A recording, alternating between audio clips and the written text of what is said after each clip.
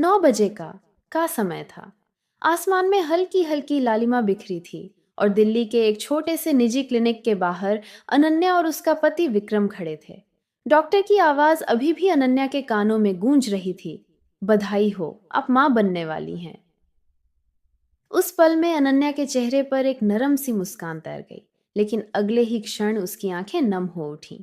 विक्रम, जो इस खबर से फूला नहीं समा रहा था, ने पत्नी की नम आंखें देखकर उसका हाथ थामा। अनन्या, क्या हुआ? तुम खुश नहीं हो? विक्रम ने चिंता भरी नजरों से पूछा। अनन्या ने गहरी सांस ली और धीरे से बोली, खुश तो हूं विक्रम, लेकिन डर भी लग रहा है। उसकी आवाज में हल्की सी कंपन थी। विक्रम ने उसका चेहरा अपनी ओर घुमाया। डर? डर किस बात का? मैं हूं ना तुम्हारे साथ। अनन्या की आंखों से एक आंसू ढुलक गया। विक्रम, तुम नहीं समझ रहे। मेरी माँ, वो अब इस दुनिया में नहीं है। जब मैं छोटी थी, हर छोटी बड़ी बात में वो मेरे साथ थी। मेरी हर परेशानी उनकी गोद में खत्म हो जाती थी। लेकिन अब, जब मैं खुद माँ बनने जा रही हूँ, मेरे पास वो नहीं है। मुझे नहीं पता ये 9 महीने मैं कैसे बिताऊंगी। उसकी आवाज भर्रा गई और वो सिसकने लगी। विक्रम कुछ पल खामोश रहा। फिर उसने धीरे से कहा, अनन्या, तुम अकेली नहीं हो। मेरी माँ है ना, वो तुम्हारा पूरा ख्याल रखेंगी। तुम इतना क्यों घबरा रही हो? अनन्या ने नजरें झुका ली। मन ही मन वह सोचने लगी कि सास और माँ में कितना फर्क होता है। उसने सुना था कि सासें अक्सर रूखी होती हैं, अपनी बहू को ताने देती हैं। क्या उसकी सास, सावित्री जी, सचमुच उसका साथ देंगी? वह चुप रही, लेकिन मन में एक तूफान सा उठ रहा था। विक्रम ने उसका मौन तोड़ा। देखो, मैं अभी माँ को फोन करता हूँ, वो सुनकर कितनी खुश होंगी। उसने तुरंत फोन निकाला और अपनी माँ को खबर दी। फोन पर सावित्री जी की उत्साहित आवाज सुनाई दी। अनन्या को कहना, जब चाहे मेरे पास आ जाए, मैं उसका पूरा ख्याल रखूंगी। विक्रम ने मुस्कुराते हुए अनन्या की ओर देखा। सुना ना, माँ ने कहा है कि तुम जब चाहो उनके पास आ सकती हो। अनन्या ने हल्का सा सिर हिलाया, लेकिन मन में उलझन थी। वह विक्रम के साथ अपने छोटे से घर में ही रहना चाहती थी। अभी तो सब ठीक है विक्रम, बाद में जरूरत पड़ी तो देख लेंगे, उसने धीरे से कहा। विक्रम ने हल्का सा हंसते हुए कहा, अरे, माँ ने इतने प्यार से बुलाया है, वो तुम्हारी माँ की तरह ही तुम्हारा ध्यान रखेंगी। अनन्या ने कुछ नहीं कहा। वह खामोश रही, लेकिन मन में सवालों का सैलाब था। समय बीतता गया। शुरुआती महीने आराम से गुजर गए। अनन्या और विक्रम अपने छोटे से घर में इस नए सफर की तैयारी कर रहे थे। लेकिन जब 7वां महीना शुरू हुआ, अनन्या को अकेले में घबराहट होने लगी। उसकी तबीयत भी भारी लगने लगी थी। एक दिन उसने विक्रम से कहा, शायद अब हमें माँ के पास चलना चाहिए। विक्रम ने खुशी से हामी भरी। अगले हफ्ते दोनों कार में सवार होकर सावित्री जी के घर लखनऊ की ओर निकल पड़े। रास्ते भर अनन्या के मन में तरह तरह के विचार उमड़ रहे थे। सास के साथ रहना कैसा होगा? क्या वो उसकी भावनाओं को समझ पाएंगी? क्या वो माँ की तरह प्यार दे पाएंगी? उसने अपनी उलझन छिपाने के लिए खिड़की की ओर देखना शुरू कर दिया। विक्रम ने उसकी हथेली थामी।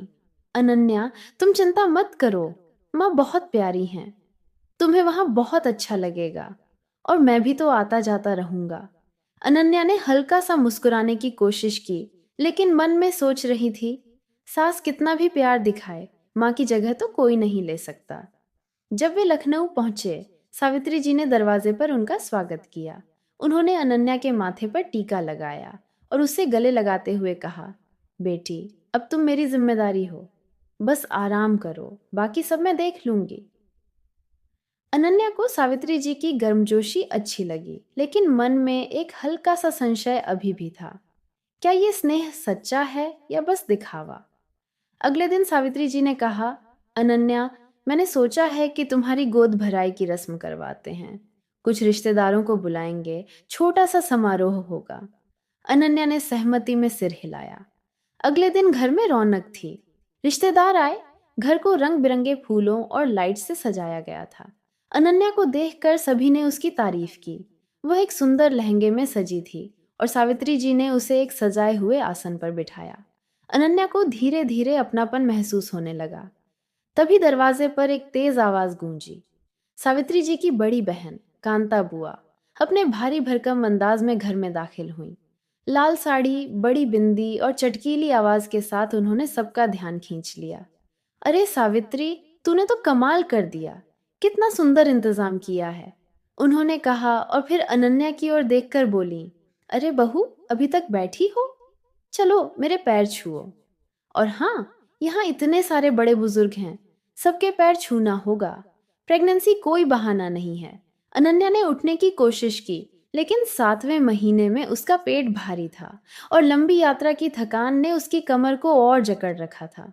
उसने हल्के से कांता बुआ के पैर छुए, लेकिन बुआ ने भौहें चढ़ाते हुए कहा, अरे ये क्या, ठीक से झुककर पैर छुओ, और बाकी सबके भी। आशीर्वाद नहीं लोगी तो बच्चे का क्या होगा? अनन्या की आंखें छलछला आईं। उसे दर्द हो रहा था और बुआ की बातें उसे और भारी लग रही थीं। तभी सावित्री जी ने दृढ़ स्वर में कहा, कांता दी, अनन्या को इस हालत में इतना झुकना ठीक नहीं है। सबका आशीर्वाद उसे यूं ही मिल जाएगा। नमस्ते करना काफी है। कांता बुआ ने नाक सिकोड़ी। हाय राम, ये क्या जमाना आ गया।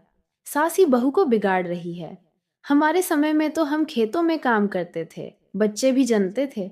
ये नखरे तो नहीं किए, सावित्री जी ने शांत लेकिन दृढ़ स्वर में जवाब दिया। दी, जमाना बदल गया है। अनन्या हमारी बेटी है, उसकी तकलीफ को समझना हमारा फर्ज है। मातृत्व का ये समय उसके लिए खास होना चाहिए, न कि बोझ। मैं उसकी सास हूँ और उसकी देखभाल मेरी जिम्मेदारी है।